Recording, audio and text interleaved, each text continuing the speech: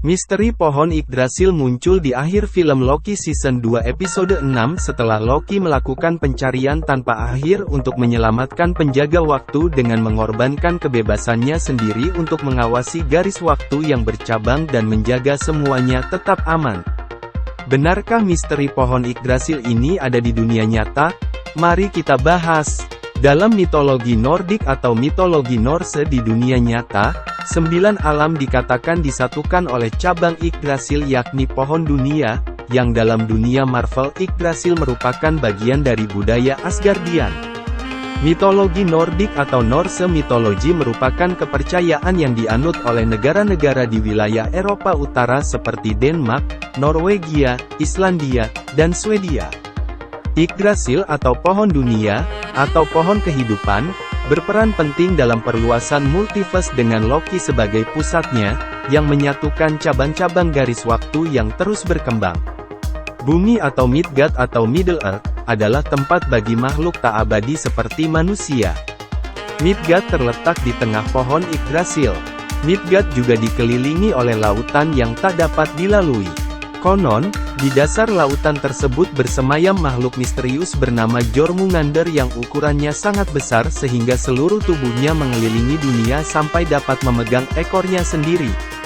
Yggdrasil merupakan pohon sakral yaitu sebuah pohon ash dengan ukuran yang sangat besar yang menjadi pusat dari dunia kosmologi dan dianggap sangat suci dan keramat. Para dewa mengunjungi Yggdrasil setiap hari untuk berkumpul dan melakukan majelis, yang disebut sebagai sesuatu.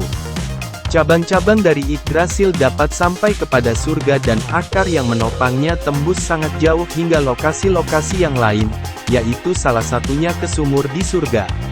Pohon multiverse ini melambangkan keterhubungan antara 9 dunia dan sifat siklus hidup dan kematian. Dan tidak hanya 9 dunia, pohon Yggdrasil juga menghubungkan seluruh multiverse, sehingga memungkinkan semua realitas untuk eksis secara bersamaan. Di Indonesia kita mengenal pohon kehidupan juga, yaitu Kalpataru. Asal kata Kalpataru yaitu dari kata kalep sama dengan ingin dan taru sama dengan pohon. Kalpataru atau Kalpareksa dalam mitologi Hindu adalah pohon yang mengabulkan permintaan. Kalpataru biasa diartikan juga dengan pohon kehidupan.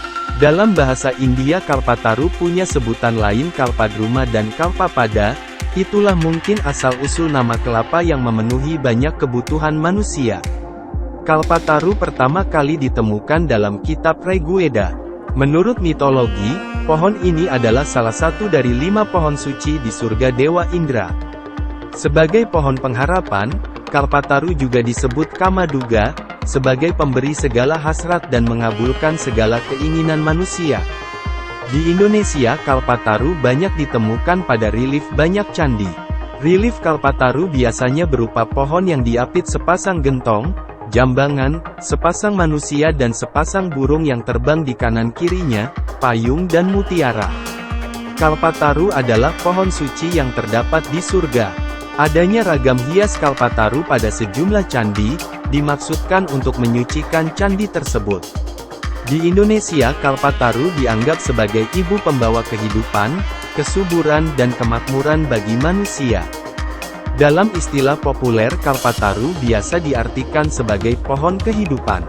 Dalam kisah Nabi Adam yang merupakan manusia pertama yang diciptakan Allah, diceritakan terdapat buah dari pohon huldi atau Syajaratul Huldi, yang merupakan pohon terlarang di surga dan setan menyebutnya sebagai pohon keabadian. Selain pohon huldi juga terdapat Sidratul Muntaha, yaitu sebuah pohon bidara yang menandai akhir dari langit atau surga ketujuh, yang menandai batas tempat makhluk tidak dapat melewatinya. Dalam kepercayaan ajaran lain ada pula semacam kisah yang mirip dengan Sidratul Muntaha, yang disebut sebagai pohon kehidupan. Sidrat al-Muntaha berasal dari kata sidrah dan muntaha. Sidrah adalah pohon bidara, sedangkan muntaha berarti tempat berkesudahan atau puncak. Sehingga secara bahasa Sidratul Muntaha berarti bidara yang berkesudahan.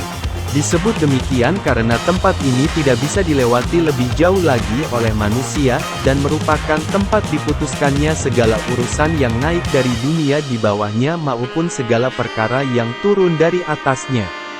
Sidratul Muntaha digambarkan sebagai bidara yang sangat besar, tumbuh mulai langit ke-6 hingga langit ke-7. Dedaunannya sebesar telinga gajah dan buah-buahannya seperti bejana atau kendi dari daerah Hajar. Sidrat Al-Muntaha adalah sebuah pohon yang terdapat di bawah Ar-Rasy. Pohon tersebut memiliki daun yang sama banyaknya dengan sejumlah makhluk ciptaan Allah.